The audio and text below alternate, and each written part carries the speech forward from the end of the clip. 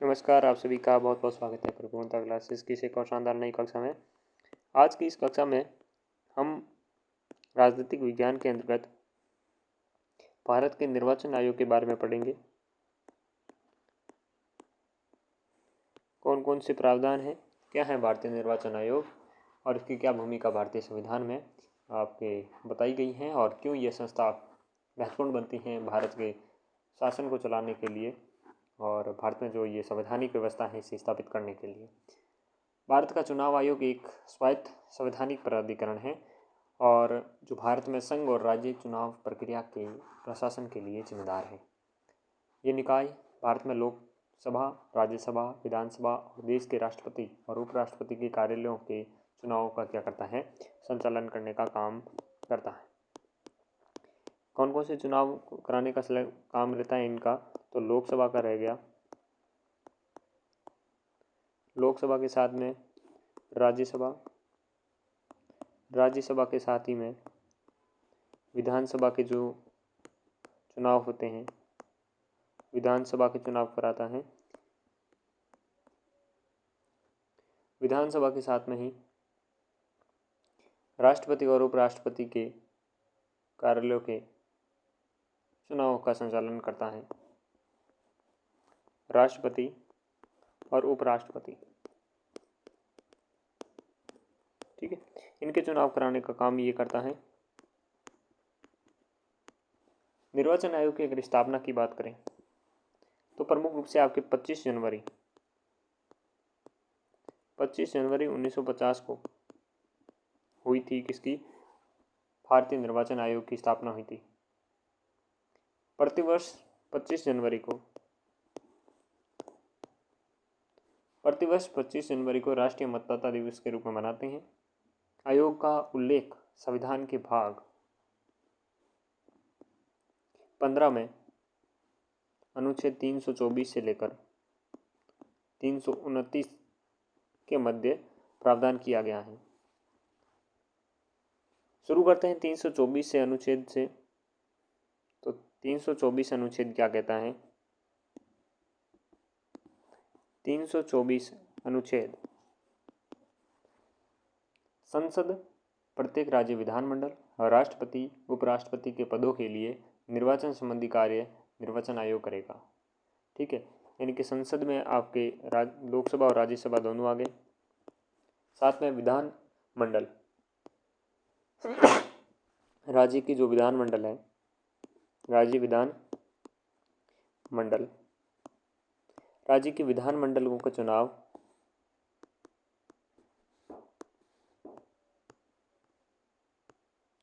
राज्य विधानमंडलों के चुनाव, साथ में राष्ट्रपति उपराष्ट्रपति के चुनाव, राष्ट्रपति और उपराष्ट्रपति के चुनाव संपन्न करवाने का काम भारतीय निर्वाचन आयोग का रहता है अनुच्छेद 324 के अंतर्गत। अनुच्छेद अगर 325 की बात करें, अनुच्छेद 325 कहता है कि धर्म, मूलवंश, जाति या लिंग के आधार पर किसी व्यक्ति को निर्वाचन नामावली में शामिल करने हेतु अपात्र नहीं समझा जाएगा तथा न ही कोई व्यक्ति केवल उक्त आधारों पर विशेष निर्वाचक नामावली में शामिल किए जाने का दावा करेगा। भाई किसी को भी धर्म के साथ में मूल वंश के साथ में जाति के बाद या हम बात करें लिंग के आधार पर, ठीक है, लिंग के आधार पर किसी को भी आपके वंचित नहीं किया जा सकता उस निर्वाचन सूची में रखने के लिए, और ना ही इन विशेष आधारों पर किसी व्यक्ति को मांग पर इनको डाला जा सकता है। समानता का अधिकार के बारे में बात करें तो कहीं ना कहीं ये समानता के अनुच्छेद की बात करता है 325 अनुच्छेद। 326 अनुच्छेद की बात करें तो 326 अनुच्छेद क्या कहता है कि लोकसभा तथा विधानसभा के लिए निर्वाचन वयस्क मताधिकार के आधार पर होंगे और किसी नागरिक के चित्त व विकृत अपराध या भ्रष्ट या अवैध आचरण या अनिवासी यानी कि गैर निवासी के आधार पर मताधिकार के प्रयोग करने से अयोग्य घोषित किया जा सकता है। ठीक है ना, किस आधार पर कि देखो यूं तो निर्वाचन वयस्क मताधिकार का आधार पर होते हैं, लेकिन नागरिक अगर चित्त विकृति का, चित्त मतलब मस्तिष्क विकृति मतलब खराबी, अपराध, भ्रष्ट या अवैध रूप से अवैध आचरण के साथ साथ में अनिवास यानी कि गैरकानूनी रूप से निवास करता है कुछ पेटियां हैं, तो इस आधार पर इन्हें वोट देने से मताधिकार से रोका जा सकता है, अयोग्य घोषित किया जा सकता है। इसके अंतर्गत अगर एक अनुच्छेद की बात करें तो 61वां अनुच्छेद संविधान संशोधन बात करूँगा, ठीक है, जो आपके 1990 का है। ये आपके वयस्क मताधिकार की जो न्यूनतम आयु थी पहले 21 वर्ष थी, उसको घटाकर 18 वर्ष करता है। कौन? 61वां संविधान संशोधन 1990, ठीक है। 326 के बाद में 327 अनुच्छेद की बात करें तो 327 अनुच्छेद क्या कहता है? देखिए, संसद या राज्य विधानमंडलों के निर्वाचन संबंधी विषयों जैसे निर्वाचक नामावली तैयार करना है, निर्वाचन क्षेत्रों का परिसीमन करना है, यानी कि नामावली तैयार करना, नामावली के साथ साथ में क्या आपके जो परिसीमन है, क्षेत्रों के परिसीमन का काम करना, ये काम करेगा कौन? और आदि पर कानून निर्माण की शक्ति संसद में निहित है। किसमें निहित है? संसद में निहित है। नामावली निर्वाचक, ठीक है ना, क्या निर्वाचक नामावली तैयार करना या निर्वाचन का क्षेत्र है उसका परिसीमन करना आदि पर कानून निर्माण की शक्ति किसे दी गई है? 327 के अंतर्गत संसद को दी गई है। यहाँ पर निर्वाचन आयोग दे दे तो वो उत्तर नहीं होगा। फिर 328 अनुच्छेद की बात करें, 328 अनुच्छेद कहता है यदि संसद ने कोई उपबंध नहीं किया है तो किसी राज्य विधानमंडल के निर्वाचन से संबंधित विषय जैसे निर्वाचक नामावली तैयार करना है या संबंध में उपबंध करने की शक्ति उस राज्य के विधानमंडल में निहित रहेगी। संसद के बाद अगर भाई संसद कोई उपबंध नहीं करे, ठीक है, किसी प्रकार का संसद अगर उपबंध नहीं करती है तो किसी राज्य विधानमंडल के निर्वाचन से संबंधित जो विषय हैं जैसे कोई भाई निर्वाचन नामावली तैयार करना हो या फिर करने से संबंधित जो भी शक्ति है उससे किसके पास है? राज्य विधानमंडल में निहित होगी, ठीक है। फिर देखिए 329 अनुच्छेद की बात करें, यह अनुच्छेद आपका आखिरी अनुच्छेद किसका? 15वें भाग का, जो निर्वाचन आयोग के बारे में प्रमुख रूप से बात करता है। इसमें 329 एक ये कहता है कि अनुच्छेद 327 और 328 बनाई गई किसी भी विधि को न्यायालय में प्रसंगत नहीं किया जा सकता, कि न्यायालय में वो वाद योग्य नहीं है। 29 एक कहता है कि भाई 327 को 327 प्लस 328 इनमें जो विधि बनाई गई है वो न्यायालय में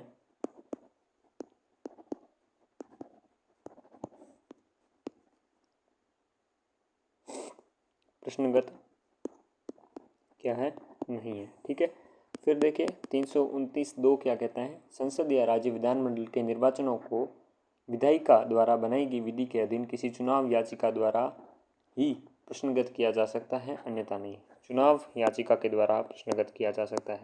किसके द्वारा? चुनाव याचिका के द्वारा। अगर प्रश्न आपके जो प्रश्न करना भी है तो ये 29(2) में उपबंध है कि ये प्रश्नगत कब होगा? चुनाव याचिका के अंतर्गत होगा, ठीक है ना। चलिए अब हम वापस एक स्टेप पे चलते हैं, संरचना की बात करते हैं कि निर्वाचन आयोग की संरचना क्या होगी। तो इसके लिए आपको अनुच्छेद 324 वापस देखते हैं।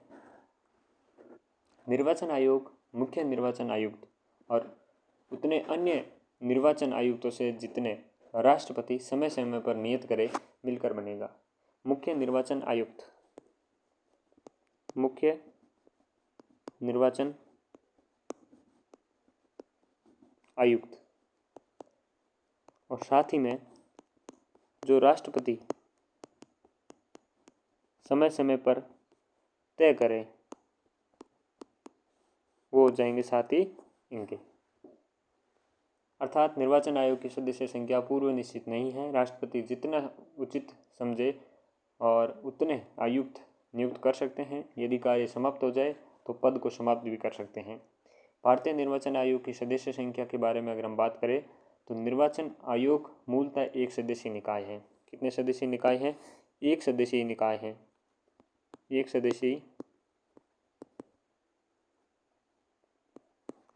सदस्यीय निकाय है, ठीक है ना। एक सदस्यीय निकाय है और 16 अक्टूबर 1990 को मुख्य निर्वाचन आयुक्त के साथ 2 और निर्वाचन आयुक्तों की नियुक्ति की गई। ये मुख्य रूप से एक सदस्यीय निकाय था, ठीक है ना। लेकिन जब 1990 में 16 अक्टूबर 1990 में इसमें 2 प्रमुख सदस्य ऐड किए गए, निर्वाचन आयुक्तों की नियुक्ति की गई। कांग्रेस आई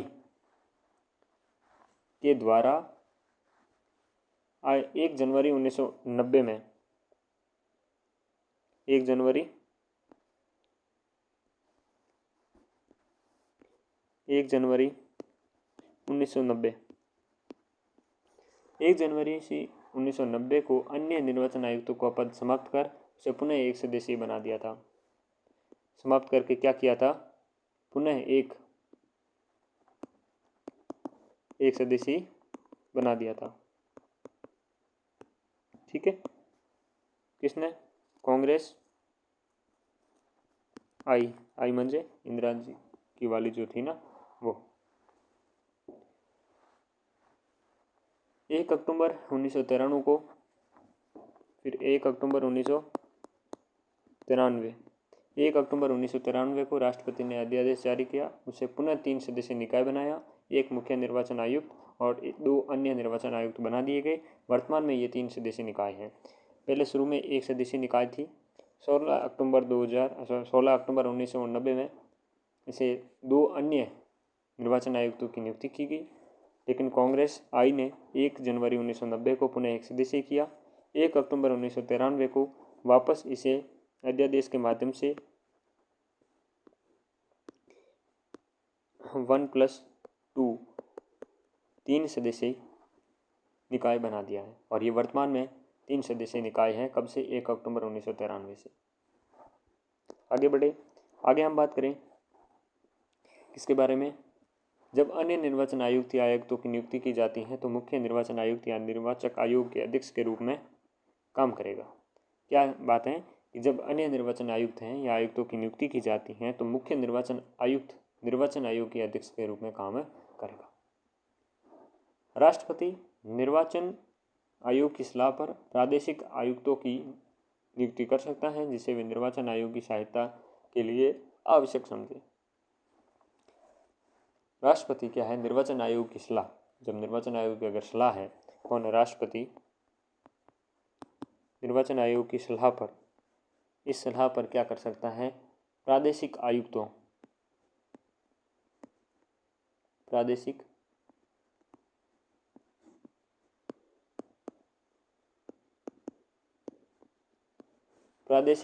की क्या कर सकता है? नियुक्ति कर सकता है। निर्वाचन आयोग की सहायता के लिए आवश्यक समझे। संसद द्वारा बनाए गए किसी भी कानून के प्रावधानों के अधीन निर्वाचन आयुक्तों व प्रादेशिक आयुक्तों की सेवा शर्तें व पदावधि राष्ट्रपति द्वारा निर्धारित की जाती हैं। संसद द्वारा बनाए गए किसी भी कानून के प्रावधानों के अधीन इन दोनों की सेवा की शर्तें और पदावधि राष्ट्रपति द्वारा निर्धारित की जाएगी, ठीक है ना। इसके तहत मुख्य चुनाव आयुक्त CEC और अन्य चुनाव आयुक्त ECS नियुक्ति सेवा शर्तें पदावधि अधिनियम 2023 लाया गया। क्या लाया गया? 2023 लेके आया गया। क्या नाम इसका पूरा नाम? नियुक्ति सेवा शर्तें और पदावधि अधिनियम 2023 लाया गया। पूरा नाम देखें, मुख्य चुनाव आयुक्त और अन्य चुनाव आयुक्त नियुक्ति सेवा शर्तें पदावधि अधिनियम 2023 लाया गया। अनूप बरनवाल बनाम भारत संघ 2023 बाद में सर्वोच्च न्यायालय ने सभी बाहरी राजनीतिक और कार्यकारी हस्तक्षेप से मुक्त निर्वाचन आयोग की स्वतंत्रता और तटस्थता सुनिश्चित की। कौन सा वाद था? एक वाद है अनूप बरनवाल बनाम भारत संघ 2023। 23। इस बाद में सर्वोच्च न्यायालय ने सभी बाहरी राजनीतिक और कार्यकारी हस्तक्षेप से मुक्त निर्वाचन आयोग की स्वतंत्रता और तटस्थता सुनिश्चित करने के लिए कुछ निर्देश दिए। उन निर्देश में पहला निर्देश ये था कि मुख्य निर्वाचन आयुक्त और अन्य निर्वाचन आयुक्त की नियुक्ति 3 सदस्य की सिफारिशों पर की जाए, जिसमें प्रमुख से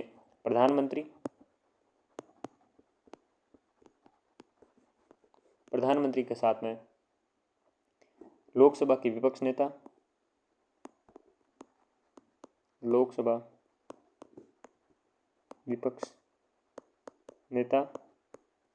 और तीसरे कौन है, भारत के मुख्य न्यायाधीश CJI, chief justice of India. ठीक है। और दूसरी सलाह ये थी, अन्य निर्वाचन आयुक्तों की सेवा की शर्तों में नियुक्ति के बाद उनके लिए अलाभकारी परिवर्तन नहीं किया जाएगा तथा उच्चतम न्यायालय के उपयुक्त निर्देश तब तक प्रभावी रहेंगे जब तक उच्चतम न्यायालय के उपयुक्त जो निर्देश हैं तब तक प्रभावी रहेंगे जब तक क्या है, संसद के संविधान के अनुच्छेद 324 के अनुरूप कानून नहीं बनाती। लेकिन उससे पहले एक और देखे शर्त कि अन्य निर्वाचन आयुक्तों को हटाने का आधार मुख्य निर्वाचन आयुक्त के समान ही होगा। जो अन्य निर्वाचन आयुक्त हैं उनको हटाने का भी वो जो प्रक्रिया रहेगी या आधार रहेगा मुख्य निर्वाचन आयुक्त के समान ही रहेगा। ठीक है। और तीसरा हमने क्या देखा था, प्रमुख रूप से यही कि अन्य निर्वाचन आयुक्तों की सेवा की शर्तों नियुक्ति के बाद कोई अलाभकारी परिवर्तन नहीं किया जा सकता और इसमें 324 के अनुरूप कानून नहीं बनाती तब तक के लिए उच्चतम न्यायालय के उपयुक्त निर्देश प्रभावी रहेंगे। इस फैसले के बाद संसद ने 324 के अंतर्गत संसद का चुप बैठने वाला था, मुख्य चुनाव आयुक्त CEC और अन्य चुनाव आयुक्त नियुक्ति सेवा शर्तें पदावधि अधिनियम 2023 पारित कर दिया, जो कि निम्नानुसार है। मुख्य चुनाव आयुक्त और अन्य चुनाव आयुक्त नियुक्ति सेवा शर्तें पदावधि अधिनियम 2023। इसके बारे में देखें तो यह अधिनियम चुनाव आयुक्तों की सेवा शर्तें और कार्य संचालन अधिनियम 1991 के निरस्त करता है और इस अधिनियम का मुख्य उद्देश्य मुख्य चुनाव आयुक्त और अन्य चुनाव आयुक्तों की नियुक्ति सेवा शर्तें और पदावधि की क्या करता है, विनियमन करता है। तो अब हम बात करें नियुक्ति की।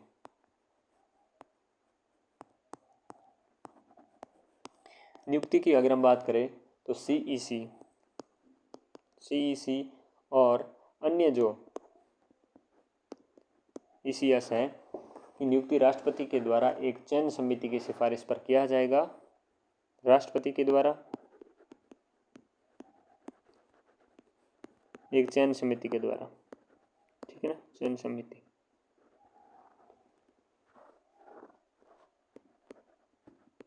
इस चयन समिति में कौन कौन होंगे उसका भी निर्धारण किया गया है। चयन समिति में आपके सदस्य रहेंगे, एक है PM, साथ में रहेंगे प्रधानमंत्री द्वारा नामित सदस्य के रूप में संघ सरकार का एक कैबिनेट मंत्री, जो ये नामित करेंगे वो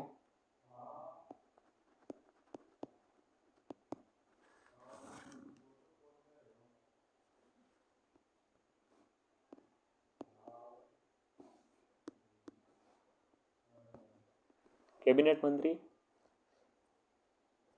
और साथ में यदि लोकसभा में विपक्ष के नेता की अधिकारिता मान्यता नहीं मिली है तो लोकसभा में सरकार के विपक्ष के सबसे बड़े एकल दल का नेता विपक्ष का नेता समझा जाएगा।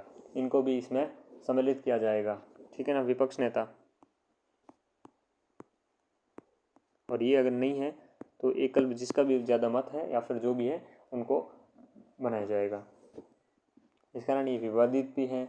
पता है कि जो प्रधानमंत्री और साथ में प्रधानमंत्री के द्वारा जो नामित सदस्य हैं, संघ सरकार का एक कैबिनेट मंत्री होता है, वो भी आपकी सरकार का ही होता है, तो उनके द्वारा तय किया जाता है, वही बनता है। लोकसभा में विपक्ष का नेता है वो भले ही झाँकता रह जाए, ठीक है ना। ओके, खोजबीन समिति के बारे में अब आगे पढ़ेंगे हम। खोजबीन समिति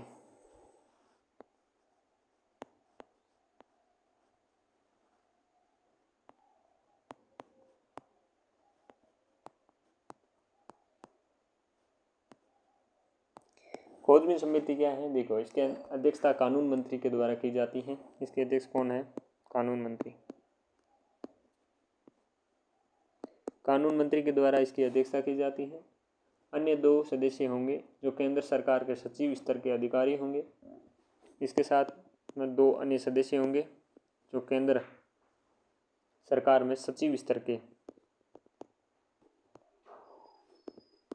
के क्या होंगे? अधिकारी। ठीक है। CEC और अन्य ECS की नियुक्ति के लिए चयन समिति के विचार हेतु 5 व्यक्तियों का एक पैनल तैयार करेंगी। कौन? खोजबीन समिति 5 सदस्यों की क्या करेंगे? एक पैनल तैयार करेंगी। और चयन समिति खोजबीन द्वारा पैनल में शामिल किए गए व्यक्तियों के अलावा किसी अन्य व्यक्ति के नाम पर भी विचार कर सकती है। और जो भी चयन समिति है, ये खोजबीन के द्वारा पैनल में शामिल किए गए जो व्यक्ति है, इन व्यक्तियों के अलावा किसी अन्य व्यक्ति के नाम पर भी विचार कर सकती हैं। कुल मिला के जो गवर्नमेंट चाहेगी वो निर्वाचन, जो हालिया गवर्नमेंट है वही निर्वाचन आयोग का भविष्य वर्तमान तय करेगी। ठीक है ना? क्योंकि ऊपर भी 2 सदस्य है, अब यहाँ पर कानून मंत्री भाई किसका होगा? खोजबीन समिति में कानून मंत्री भी गवर्नमेंट का ही होता है। और वो 5 सदस्य कौन सा रखेगा? विपक्ष के तो रखने मरा, खुद की रखेगा। और चयन समिति ऊपर से ये कह रहे हैं कि खोजबीन समिति है उस पैनल में शामिल किए गए व्यक्तियों के अलावा भी किसी अन्य व्यक्ति के नाम पर भी विचार कर सकती है। फिर देखिए, अगर हम इनकी योग्यता के बारे में बात करें, निर्वाचन आयोग और अन्य जो निर्वाचन आयुक्त हैं उनके बारे में, तो इनकी योग्यता क्या रहेगी? देखिएगा, योग्यता की बात करते हैं तो ऐसा व्यक्ति जो भारत सरकार के सचिव के पद के समकक्ष रैंक पर है, ऐसा व्यक्ति जो भारत सरकार के सचिव पद के समकक्ष रैंक पर है, तो ऐसे पद पर रह चुका है, या तो इस पद के समकक्ष रैंक का है या फिर ऐसे पद पर रह चुका है। ऐसे व्यक्ति के पास अनिवार्य तौर पर चुनाव के प्रबंधन और चुनाव कराने के ज्ञान अनुभव होना चाहिए। ठीक है, समझ आ गई ना बात? सचिव के पद के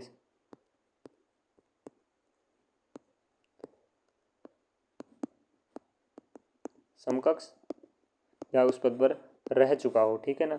साथ ही में चुनाव प्रबंधन वगैरह का क्या होना चाहिए? अनुभव होना चाहिए। अनुभव किसका? अब चुनाव का ही होगा, सीधा बात, अनुभव से समझ आ रहा है। फिर अगर हम आगे देखें कार्यकाल या पदावधि की, देखिएगा कार्यकाल या पदावधि के बारे में बात करें दोनों के ही, तो कार्य ग्रहण करने की तिथि से लेकर 6 वर्ष की अवधि या फिर 65 वर्ष की आयु, जो भी पहले हो, इन दोनों में से जो भी पहले होगी कंप्लीट, तब तक के लिए पद पे बना रहेंगे।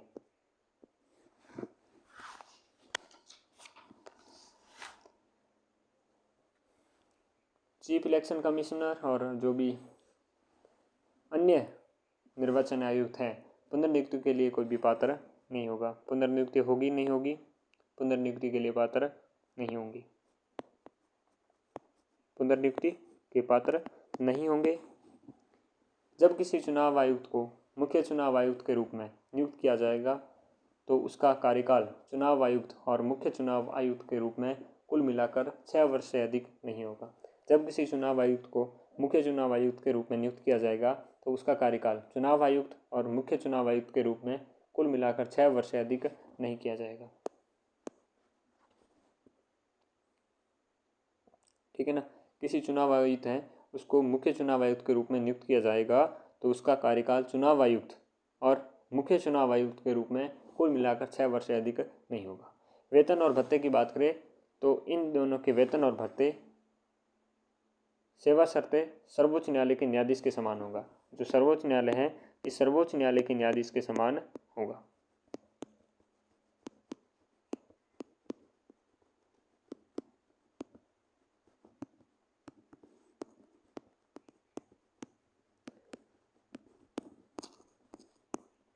वेतन भत्ते दे दिए हैं, तो अब हम त्याग पत्र की बात करें। त्याग पत्र या पद से हटाना। राष्ट्रपति को संबोधित त्याग पत्र दे सकते हैं। किसको? राष्ट्रपति को दे सकते हैं। और बात करें 324 के तहत चीफ इलेक्शन कमिश्नर के उसके पद से उसी रीति से हटाया जा सकता है जिस रीति से सुप्रीम कोर्ट के न्यायाधीश को हटाया जाता है, अर्थात कदाचार और असमर्थता के आधार पर संसद के दोनों सदनों में विशेष बहुमत से पारित प्रस्ताव के द्वारा ही हटाया जा सकता है। विशेष बहुमत और कौन से तरीके से सुप्रीम कोर्ट के सुप्रीम कोर्ट के न्यायाधीश को हटाया जाता है वैसे अनुच्छेद 124(4) में जिस प्रकार की प्रक्रिया है उसके तहत 124(4), ठीक है। किसी चुनाव आयुक्त को केवल मुख्य चुनाव आयुक्त की सिफारिश के आधार पर ही पद से हटाया जा सकता है। किसी चुनाव आयुक्त को केवल मुख्य चुनाव आयुक्त की ही सिफारिश के आधार पर पद से हटाया जा सकता है। रोचक तथ्य के बारे में बात करें कि 2009 में लोकसभा चुनाव से ठीक पहले मुख्य निर्वाचन आयुक्त एन गोपालास्वामी ने राष्ट्रपति श्रीमती प्रतिभा पाटिल से निर्वाचन आयुक्त नवीन चावला को एक पार्टी के प्रति पक्षपात के आधार पर हटाने की सिफारिश की। राष्ट्रपति ने ऐसी सिफारिश बाध्यकारी न होने के आधार पर निरस्त कर दी। यही नवीन चावला आगे चलकर मुख्य निर्वाचन आयुक्त बने तथा सिफारिश की कि निर्वाचन आयुक्तों के पद से हटाने की प्रक्रिया भी मुख्य निर्वाचन आयुक्त के समान ही होनी चाहिए, ठीक है। किसने सिफारिश की थी? नवीन चावला ने, ठीक है। 2009 का तथ्य था, प्रतिभा पाटिल को किसने सिफारिश की थी? गोपाल स्वामी ने, वहाँ के मुख्य निर्वाचन आयुक्त थे एन गोपालास्वामी। इन्होंने किसके खिलाफ कि ये एक तरफा रह रहे हैं, पक्षपात कर रहे हैं, नवीन चावला।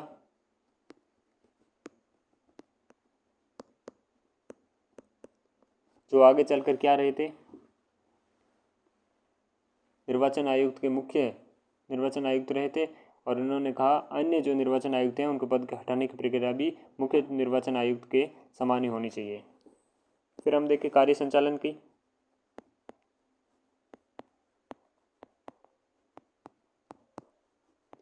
कार्य संचालन की बात करें, चुनाव आयोग के सभी कार्य सर्वसम्मति से किए जाएंगे। चीफ इलेक्शन कमिश्नर और अन्य हैं, उनकी राय में किसी विषय पर मतभेद है तो निर्णय बहुमत के आधार पर लिया जाएगा, ठीक है। अधिनियम के संबंध में चिंताएं देखिएगा। पारदर्शी और स्वतंत्रता जो अधिनियम थी इसके बारे में संबंध में अगर हम चिंताएं देखें, कौन कौन सी चिंताएं? पारदर्शी और स्वतंत्रता क्या है? पारदर्शिता और स्वतंत्रता। पारदर्शिता और स्वतंत्रता, चयन समिति की सिफारिश को रिक्त स्थान होने पर भी मान्य मानने से कुछ परिस्थितियों में सत्तारूढ़ पार्टी के सदस्यों का एकाधिकार हो सकता है जिससे समिति की विविधता और स्वतंत्रता को नुकसान पहुंच सकता है, ठीक है। चयन समिति की सिफारिशों को रिक्त स्थान होने पर भी मान्य मानने से कुछ परिस्थितियों में सत्तारूढ़ पार्टी के सदस्यों का एकाधिकार हो सकता है। कुछ क्या सत्तारूढ़ पार्टी का ही मान्यता और जो एकाधिकार देखने को मिलता है, ये तो बहुत बड़ी कमी है, मानो चाहे न मानो, ठीक है ना। दूसरी देखें, सिविल सेवकों तक पात्रता सीमित करना। क्या करना? सिविल सेवकों तक क्या कर दी है? पात्रता कर दी गई है। सरकार के सचिव के समकक्ष पद पर कार्य कर चुके व्यक्तियों तक पात्रता को सीमित करने से संभावित रूप से योग्य उम्मीदवार बाहर हो सकते हैं, ठीक है ना। अब जो सचिव के समकक्ष पद कर दिया है, चूंकि व्यक्तियों की पात्रता सीमित करने की संभावित रूप से योग्य उम्मीदवार बाहर होते हैं। फिर देखिए समानता की कमी दिखती है। समानता की कमी दिखती है। क्या है समानता की कमी? इस अधिनियम में भी मुख्य चुनाव आयुक्त व अन्य चुनाव आयुक्तों को पद से हटाने की प्रक्रिया असमान है। मुख्य चुनाव आयुक्त की अलग है, अन्य चुनाव आयुक्तों की अलग है, ठीक है ना। दोनों में असमानताएं दिखती है। अगले देखें, सेवानिवृत्ति के बाद अन्य पदों पर नियुक्ति में संबंधित कोई प्रावधान नहीं है कि सेवानिवृत्ति हो गई, अन्य कोई भी लाभ का पद है धारण करेगा, अन्य कोई पद संभालेगा, उसके बारे में कोई भी चिंता नहीं की गई, कोई बात नहीं की गई है। अगली बात है कि खोजबीन समिति द्वारा सुझाव गए पैनल के अतिरिक्त भी किसी व्यक्ति की नियुक्ति की जा सकती है जो खोजबीन समिति की भूमिका सीमित करती है। आप खोजबीन करा रहे हो किसकी? उस समिति की जिसके द्वारा तय किया जा रहा है, यानी कि चयन समिति की। और चयन समिति ही खोजबीन की समिति के अंतर्गत अन्य जो नियुक्तियां कर रहा है, अतिरिक्त नियुक्तियां कर रहा है। जो मैंने अभी बढ़ा रहा था उस समय मैंने हाथों हाथ आपको कमी बताई थी, ठीक है ना। इस हिसाब से ये भी कमी देखने को मिलती है। जो चिंताएं थी, चिंताओं से आगे बढ़ते हुए निर्वाचन आयोग के कार्य देखते हैं। इन कार्यों में देखिए अलग अलग प्रकार के कार्य करते हैं। एक प्रशासनिक, प्रशासनिक के बाद में अर्धन्यायिक,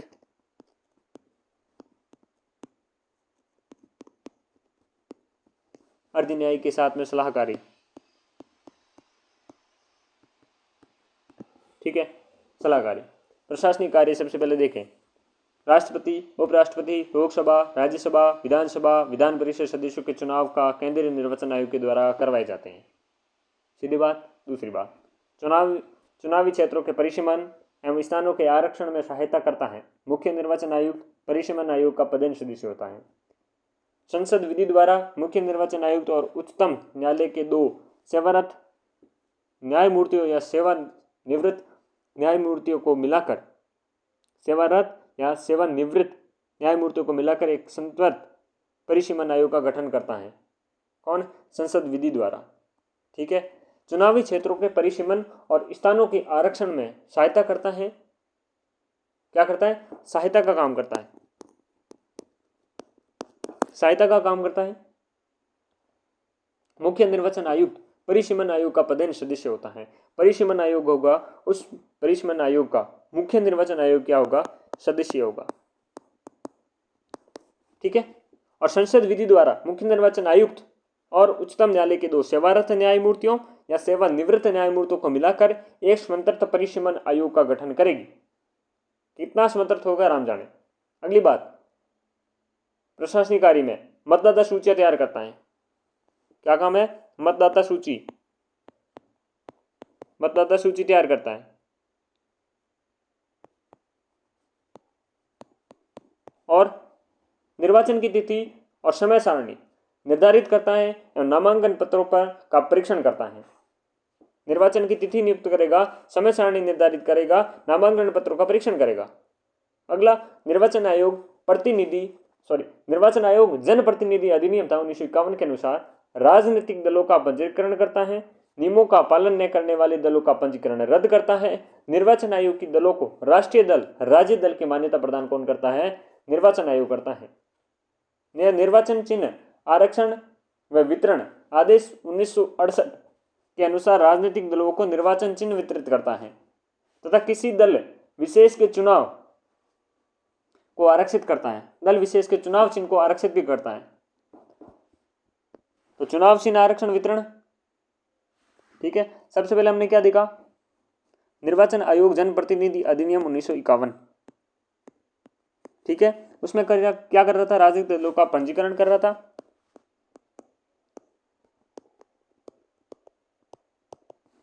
पंजीकरण रिलेटेड काम था। फिर 1968 में एक आपका राजनीतिक चिन्ह, निर्वाचन चिन्ह,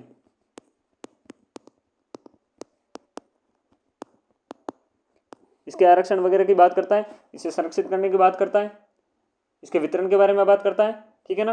फिर देखिए आयोग द्वारा जन प्रतिनिधि अधिनियम 1951 का वापस बात करें तो निर्वाचन संचालन विनियमन 1960 के अधीन चुनाव के दौरान व्यय पर कड़ी निगरानी रखता है। एक तो ये हो गया। साथ में एक 1960 का कौन सा अधिनियम है? निर्वाचन संचालन विनियम, निर्वाचन संचालन विनियम 1960, ठीक है। इसके अधीन चुनाव के दौरान व्ययों पर कड़ी निगरानी रखने का काम करता है। राजनीतिक दलों की आकाशवाणी और दूरदर्शन पर चुनाव प्रचार की सुविधा देना, राजनीतिक दलों की आकाशवाणी और दूरदर्शन पर चुनाव प्रचार की सुविधा देना, राजनीतिक दलों को आकाशवाणी और दूरदर्शन पर चुनाव की प्रचार की सुविधा प्रदान करता है। किस पार्टी को कितना प्रदान करता है आपको पता होता है? कितना दौरान व्यय पर कितनी कड़ी निगरानी रखता है ये भी आपको पता है, ठीक है। अगली बात, प्रशासनिक काम, रिंगिंग, मतदान केंद्र लूटना, हिंसा, अन्य अनियमितताओं के आधार पर निर्वाचन रद्द करना, ये भी काम किसका है? निर्वाचन रद्द भी कर सकता है। ये रद्द करने का काम किसके आधार पर? ये भी इसका है, निर्वाचन आयोग का। आयोग राजनीतिक दलों की सहमति से तैयार की गई आदर्श आचार संहिता का पालन सुनिश्चित करता है। आदर्श आचार संहिता, आदर्श आचार संहिता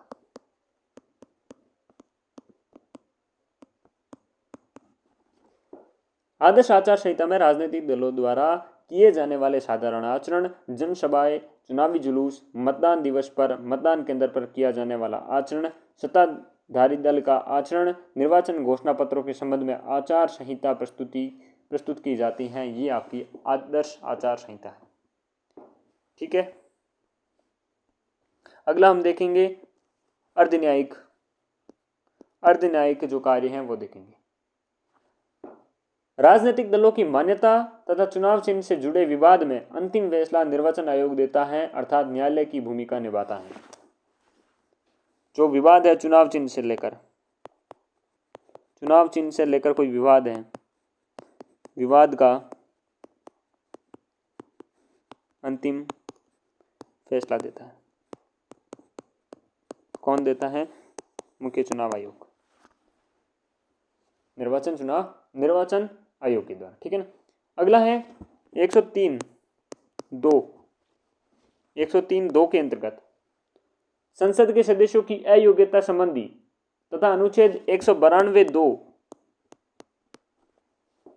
राज्य विधानमंडल के सदस्यों की अयोग्यता संबंध में क्रमशः राष्ट्रपति और राज्यपाल को चुनाव आयोग परामर्श देता है। क्रमशः राष्ट्रपति और राज्यपाल चुनाव आयोग के परामर्श के अनुसार ही कार्य करेंगे। ठीक है ना। क्या काम करते हैं? सदस्यों की अयोग्यता का संबंध में परामर्श देते हैं और इन्हीं के आधार पर राज्यपाल हो चाहे राष्ट्रपति हो काम करेगा। आयोग के पास ऐसे प्रत्याशियों को निर्हत्तित करने का अधिकार है जिन्होंने निर्धारित समय और रीति से अपने निर्वाचन व्यय संबंधी लेखा दाखिल न किए हो। उन लोगों का क्या कर सकता है? निरस्त करने का अधिकार है।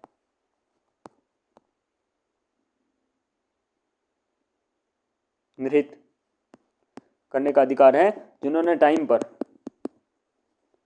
लेखा नहीं दिया है व्यय का। ठीक है। अपने अर्धन्यायिक अधिकार क्षेत्र के भाग के रूप में मान्यता प्राप्त दलों से अलग हुए दलों के बीच के विवादों निपटान करने का काम कौन करता है? यही करता है। यदि एक बार निर्वाचनों की वास्तविक प्रक्रिया शुरू हो जाती है तो न्यायपालिका मतदान के वास्तविक संचालन में हस्तक्षेप नहीं करती है। एक बार अगर निर्वाचन की वास्तविक प्रक्रिया शुरू हो गई है, ठीक है ना, रियल प्रोसेस स्टार्ट हो गई है, तो कोर्ट नेवर डिस्टर्ब टू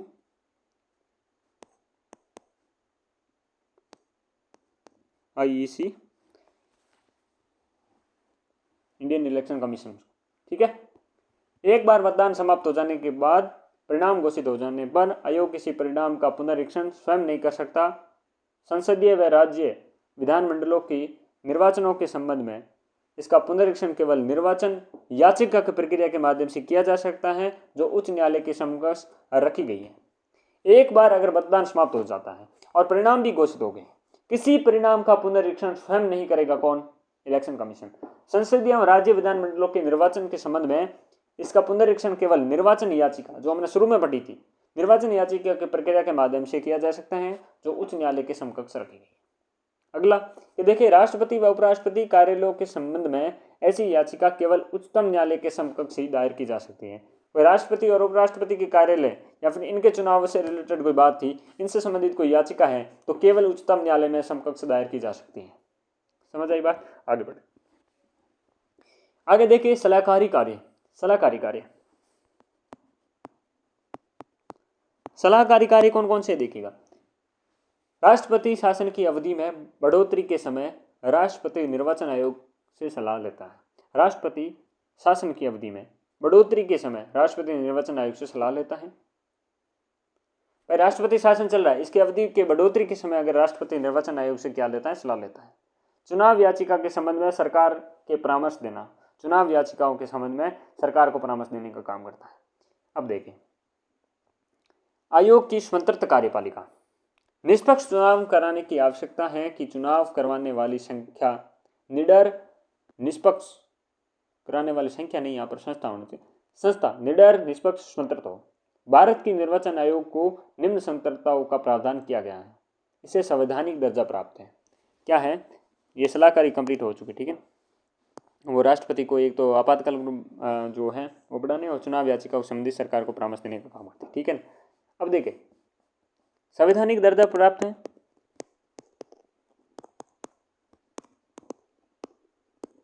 एक आगे अगला है कि भाई मुख्य निर्वाचन आयुक्त व अन्य निर्वाचन आयुक्त को सर्वोच्च न्यायालय के न्यायाधीश के समान स्तर प्रदान किया गया है। चीफ जस्टिस के बराबर सर्वोच्च न्यायालय के जो न्यायाधीश हैं उनके समान स्तर का प्रदान किया गया है सुप्रीम कोर्ट के न्यायाधीशों के। आयुक्तों की नियुक्ति के पश्चात उनकी सेवा शर्तों को कोई भी अलाभकारी परिवर्तन नहीं किया जा सकता। मुख्य निर्वाचन आयुक्त को हटाने की प्रक्रिया सर्वोच्च न्यायालय के न्यायाधीश के समान कर दी गई है। सदस्यों की वेतन, पेंशन, भत्ते और भारत की संचित निधि पर आधारित होंगे। किस पर?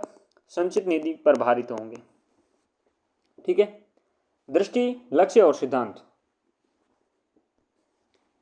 भारत के चुनाव आयोग के दस्तावेज रणनीतिक नियोजक 2016 से 25 में चुनाव आयोग के दृष्टि, लक्ष्य और मार्गदर्शी सिद्धांतों का उल्लेख किया गया है, जो इस प्रकार है।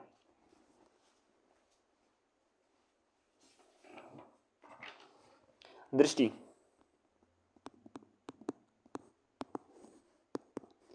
भारत का चुनाव आयोग श्रेष्ठता का एक संस्थान बनना चाहता है। ऐसा वह भारत व विश्व में सक्रिय क्रियाशीलता, भागीदारी और चुनावी लोकतंत्र की गहराई और मजबूती प्रदान करके कर रहा है। लक्ष्य की बात करें, दृष्टि इस बात की थी, लक्ष्य देखें। भारत का चुनाव आयोग स्वतंत्रता, स्वायत्तता, अखंडता को बनाए रखता है। यह स्वतंत्र, दोषमुक्त और पारदर्शी चुनाव को संपन्न कराने के लिए उच्चतम पेशेवर मानदंडों का पालन करता है ताकि सरकार और चुनावी लोकतंत्र में विश्वास मजबूत हो।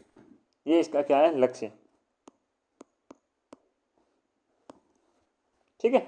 चल, निर्देशक सिद्धांत। निर्देशक सिद्धांत में देखिए, संविधान में दिए समानता, समता, निष्पक्षता, स्वतंत्रता आदि मूल्यों को बनाए रखना और महत्तम विश्वसनीयता, स्वतंत्रता, शुचिता, पारदर्शिता, सच्चरित्रता, जवाबदेही, स्वायत्तता, पेशेवर दृष्टि को साथ चुनाव संपन्न करवाना, समावेशी, मतदाता केंद्रित तथा मतदाता स्नेही वातावरण चुनाव प्रक्रिया द्वारा सभी योग्य नागरिकों को चुनाव में भागीदारी सुनिश्चित करना, निर्वाचन प्रक्रिया के बारे में जागरूकता का प्रसार करना, देश की चुनाव व्यवस्था में विश्वास और भरोसा मजबूत करना, चुनावी सेवाओं की प्रभावकारी तथा पेशेवर निष्पादन के लिए मानव संसाधन विकसित करना, चुनावी प्रक्रिया के सभी क्षेत्रों के सुधार के लिए तकनीकी अपनाना, आदर्श तथा लक्ष्य की श्रेष्ठता की पूर्ण प्राप्ति के लिए नवाचार प्रक्रियाओं को अपनाने का प्रयास करना। ये सारे काम ये जो निर्देशक सिद्धांत रहेंगे। सचिवालय की बात करें,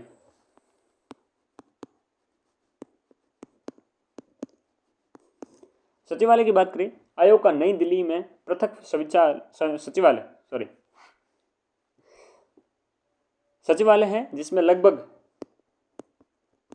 300 अधिकारी कर्मचारी काम करते हैं। आयोग के कार्यों में सहयोग देने के लिए सचिवालय में वरिष्ठतम अधिकारी के रूप में 2 या 3 उप निर्वाचन आयुक्त और महानिदेशक होते हैं। सचिवालय देखें,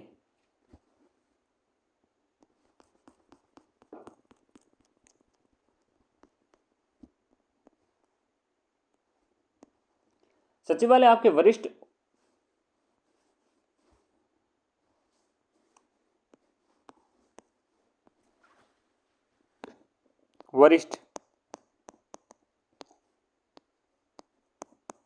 उप निर्वाचक आयुक्त, साथ में उप निर्वाचक आयुक्त,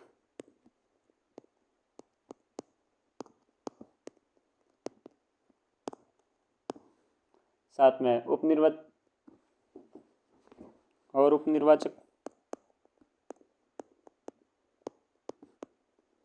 आयुक्त और विशेष कार्य अधिकारी, विशेष कार्य अधिकारी, OSD। ठीक है। वरिष्ठ उपनिर्वाचक आयुक्त, निर्वाचन संभाग। उपनिर्वाचन आयुक्त, नियोजन और प्रशासन संभाग। उपनिर्वाचन आयोग, संचार एवं समन्वय संभाग। ठीक है।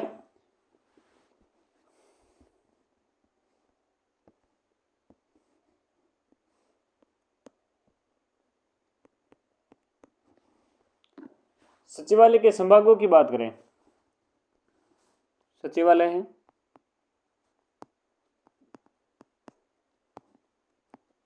सचिवालय के संभाग, सचिवालय के संभाग योजना, न्यायिक, स्वीप, प्रशासन, मीडिया,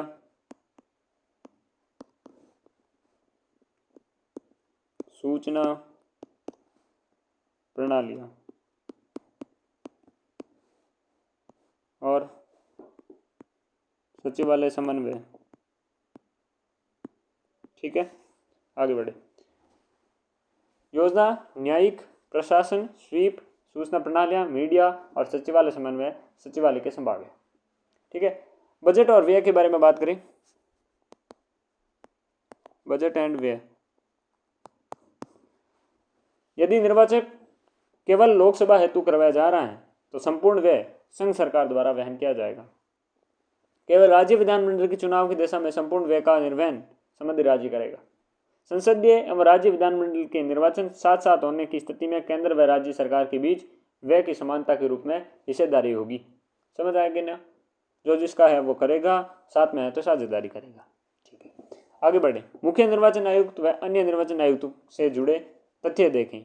प्रथम निर्वाचन आयुक्त कौन थे? तो कौन थे? सुकुमार सेन, जो 1950 से लेकर 1958 तक रहे। दूसरे निर्वाचन आयुक्त कौन थे सुकुमार के बाद? तो कल्याण सुंदरम। ओके, 58 से लेकर 67 तक, 67 तक। इन्हीं के कार्यकाल सबसे लंबा कार्यकाल है, सबसे लंबा कार्यकाल कल्याण सुंदरम का है। प्रथम महिला निर्वाचन आयुक्त कौन थी? VS रमा देवी, पहली महिला निर्वाचन आयुक्त कौन थी? VS रमा देवी। सबसे छोटा कार्यकाल इन्हीं का ही रहा है, रमा देवी का। ठीक है, जो 1990 में थी। ओके, वर्तमान की बात करें, ज्ञानेश कुमार 26वें हैं, वर्तमान है ज्ञानेश कुमार। बहुत ट्रेंडिंग में रहे थे अपने ईमानदारी और विश्वसनीयता के लिए। ठीक है, अन्य निर्वाचन आयुक्त देखे वर्तमान में डॉक्टर विवेक जोशी हैं और सुखबीर सिंह संधू है। अन्य कौन से हैं?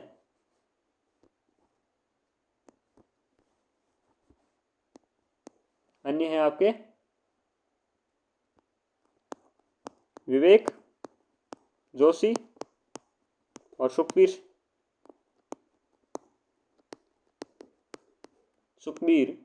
सिंह संधू। ठीक है, अब देखिए पूर्व मुख्य निर्वाचन आयुक्तों के बारे में अगर हम बात करें तो आपके एक फोटो लगा दी जाए और उस फोटो में सारे नाम देखें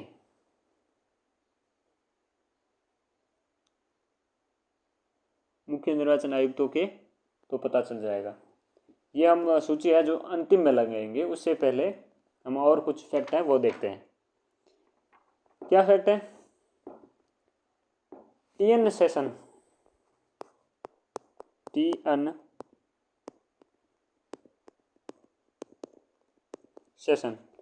सेशन 1990 से 96। सन 1990 की बात है।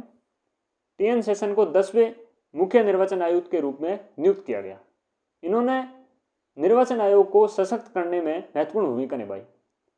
सही चुनाव न होने पर चुनाव रद्द करना व पुनः चुनाव करवाना, संवेदनशील क्षेत्रों में अर्धसैनिक बलों को तैनाती में चुनाव करवाना, निर्वाचन आयोग के पर्यवेक्षण तंत्र को मजबूत करना, चुनाव लड़ने वालों से निर्वाचन आयोग के निर्देशों को सख्ती से पालन करवाना, लाइसेंस वाले हथियारों को चुनाव के दौरान थाने में जमा करवाना, चुनाव के खर्चों का निर्धारण आदि टीएन सेशन के कार्यकाल में किए गए सुधार हैं। उत्तर प्रदेश में जहां सन 1991 में चुनाव 400 से अधिक लोग मारे गए थे, वहां सन 1993 के चुनाव में मात्र 2 लोग मारे गए।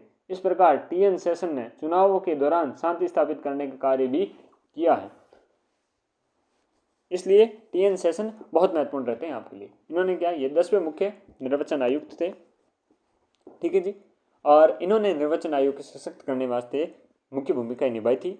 सही चुनाव न होने के वाले चुनाव रद्द करना, पुनः चुनाव कराना, संवेदनशील क्षेत्र और अर्धसैनिक बलों को तैनाती चुनाव कराना, निर्वाचन आयोग के पर्यवेक्षण तंत्र को मजबूत करना, चुनाव लड़ने वास्ते निर्वाचन आयोग के निर्देशों सख्ती पालन करवाना, लाइसेंस वाला हथियार ने चुनाव टाइम जमा करवा लेना, चुनाव के खर्चों का निर्धारण करना, यह सब चीज़ा ईवर द्वारा करवाई गई थी।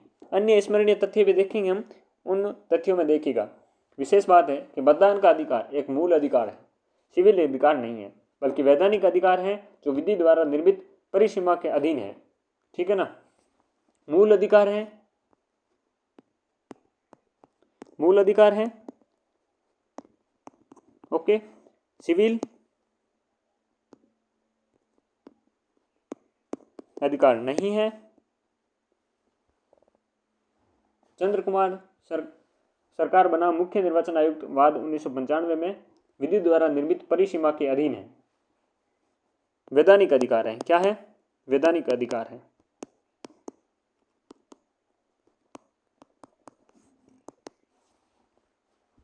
ये 1995 में आपके चंद्र कुमार सरकार बना मुख्य निर्वाचन आयुक्त बाद 1995 में तय, ठीक है। अब एक टर्म और समझो, ETPBS, ETPBS electronically transmitted postal ballot system. अपने मूल स्थान से दूर देश या देश के बाहर काम कर रहे सशस्त्र सेना के जवान, अर्धसैनिक बलों के जवान, भारत सरकार के कार्मिकों के मतदान अधिकारों को त्वरित, प्रभावी व उपयोगी बनाने के लिए ये सभी कार्मिक सेवा मतदाता कहलाते हैं, ठीक है। समझे आप? Electronically transmitted postal ballot system, ठीक है। अब देखेंगे EVM, electronic voting machine. EVM vote डालने और गिनने के काम में मदद करने वाला इलेक्ट्रॉनिक उपकरण है। और मई 1982 में केरल में आम चुनाव में पहली बार ईवीएम, कहाँ पर? केरल में आम चुनाव थे, पहली बार वहाँ पर इस्तेमाल की गई। हालांकि उपयोग को निर्धारित करने वाले एक विशिष्ट कानून की अनुपस्थिति के कारण सर्वोच्च न्यायालय ने इस चुनाव को रद्द कर दिया था, ठीक है। संसद द्वारा मार्च 1990 में लोक प्रतिनिधि अधिनियम संशोधन करके 61 क को शामिल करके चुनाव में इलेक्ट्रॉनिक उपकरण को प्रयोग को अनुमति दी थी। 1990 लोक प्रतिनिधि अधिनियम संशोधन करके 61 का जोड़ा और इसे क्या करी गई? अनुमति दी गई ईवीएम को, इलेक्ट्रॉनिक वोटिंग मशीन को, ठीक है। कानून बनाने के बाद 1998 में एमपी, राजस्थान और दिल्ली के 3 राज्यों में फैले 25 विधानसभा क्षेत्रों में ईवीएम का प्रथम बार प्रयोग किया गया। कब? 1998 में MP, राजस्थान और दिल्ली 25 विधानसभा क्षेत्र में इसका इस्तेमाल किया गया। प्रथम बार 1999 में गोवा विधानसभा के आम चुनाव में राज्य की संपूर्ण विधानसभा सीटों पर चुनाव ईवीएम के द्वारा माध्यम से किया गया था। पहली बार ऐसा हुआ था कि गोवा में 1999 में गोवा में संपूर्ण रूप से ईवीएम से चुनाव किया गया था। 2004 में लोकसभा के आम चुनाव में देश में सभी 543 संसदीय निर्वाचन क्षेत्रों में ईवीएम का उपयोग किया गया था। 2004 में ईवीएम इस्तेमाल किया गया था लोकसभा चुनाव में 543 सीटों पर। अब देखते हैं वीवीपीएटी। क्या देखते हैं? वीवीपीएटी ये क्या टर्म है? वोटर वेरीफेबल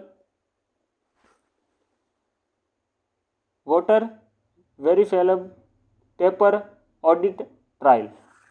वीवीपीएटी एक इलेक्ट्रॉनिक मशीन है जो ईवीएम मशीन के साथ संलग्न रहती है। जब मतदान वोट डालता है उस समय उसकी एक पर्ची बनती है जिसको स्क्रीन पर 7 सेकंड के लिए, ठीक है, 7 सेकंड के लिए दिखती है। मतदाता ये सुनिश्चित कर पाता है उसका मत उसके द्वारा वांछित प्रत्याशी को गया है। वीवीपीएटी युक्त ईवीएम का पहली बार 2013 में नागालैंड के Noksen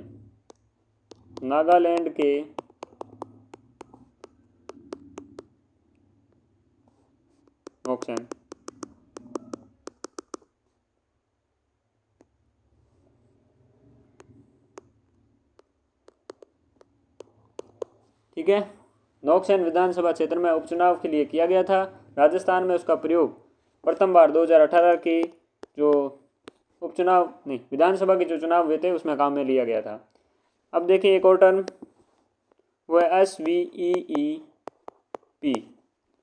systematic voters education and electronical participation. आयोग द्वारा मतदाताओं के शिक्षण, जानकारी व संवाद स्थापित करने के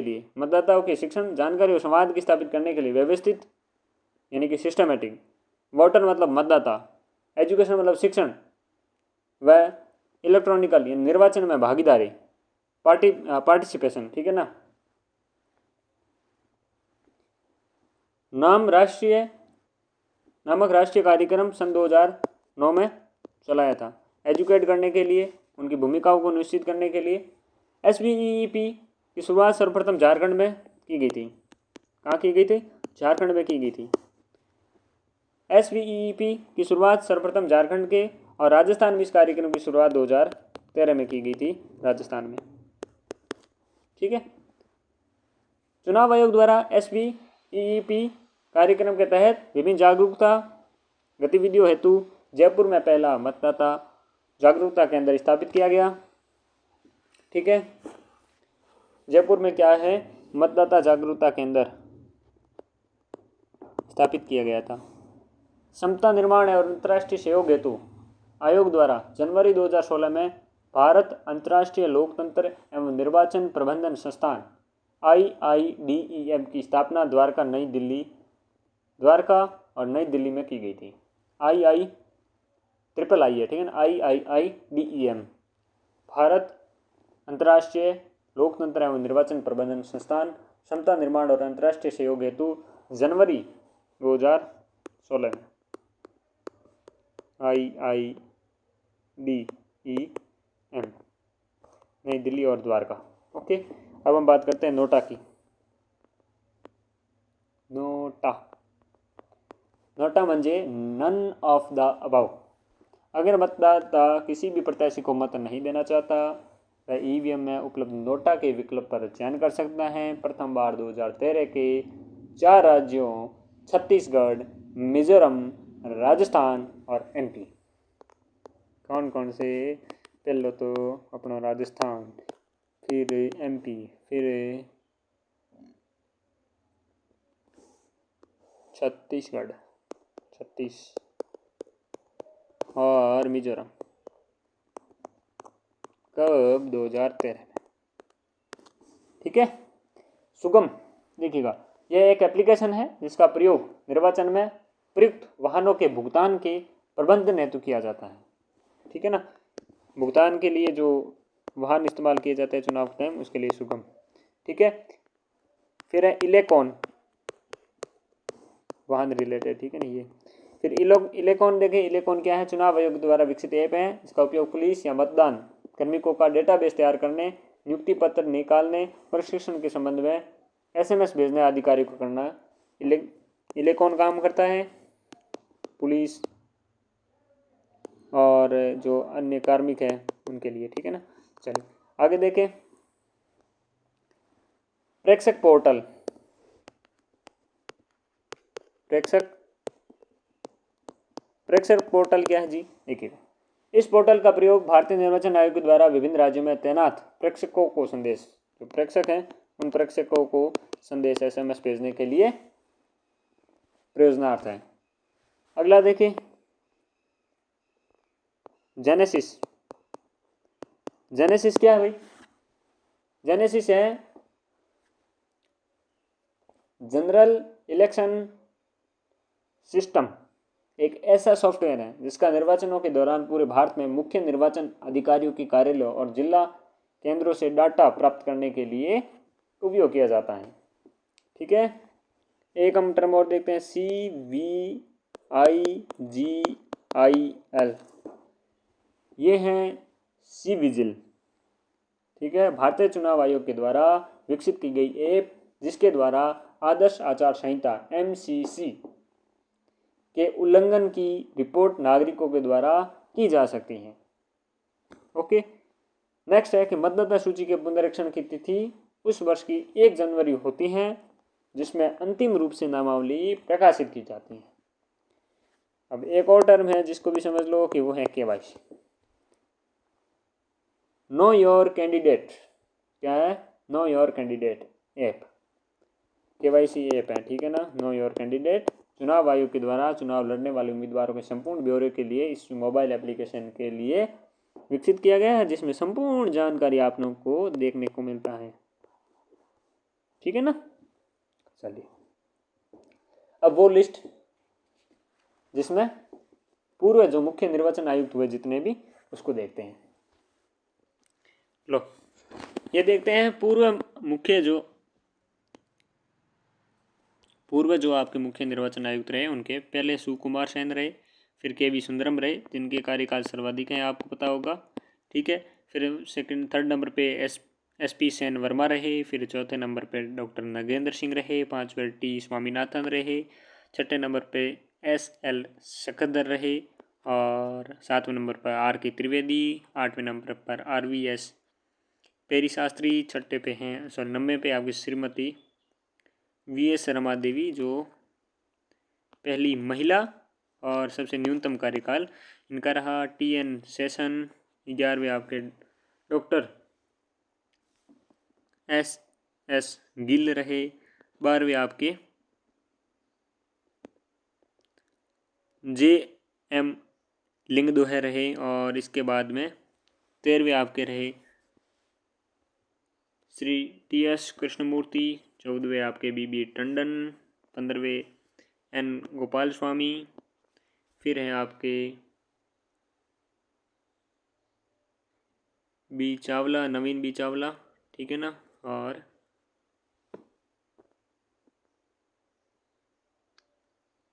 ये आपके ये भी इम्पोर्टेंट रहे थे TN सेशन, ठीक है ना। फिर 17वें रहे थे डॉक्टर XY कुरैशी, सॉरी, ठीक है। और फिर 18वें श्री VS संपत, फिर श्री HS ब्रह्मा, फिर 20वें नसीम जैदी, AK ज्योति, 22वें OP रावत, ठीक है ना। और 23वें सुनील अरोड़ा, 24वें सुशील चंद्रा, 25वें श्री राजीव कुमार, और 26वें और वर्तमान में, ठीक है ना, जो है आपके ज्ञानेश कुमार जी, श्री ज्ञानेश कुमार जी। आगे बढ़े, पूर्व निर्वाचन आयुक्त के बारे में बात करें तो श्री VS सेगल, और ये भी आपके प्रमुख रूप से जो निर्वाचित रहे हैं उनके देखें तो वी एस सहगल हैं और एस एस धनोवा हैं, GVG कृष्णामूर्ति हैं, अशोक लवासा हैं, अनूप चंद्र पांडे हैं और अरुण गोयल हैं। ठीक है ना, ये प्रमुख रूप से आपका भारतीय निर्वाचन आयोग रहा और ये टॉपिक कंप्लीट होता है अच्छे तरीके से। ठीक है ना, इस क्लास में इतना ही।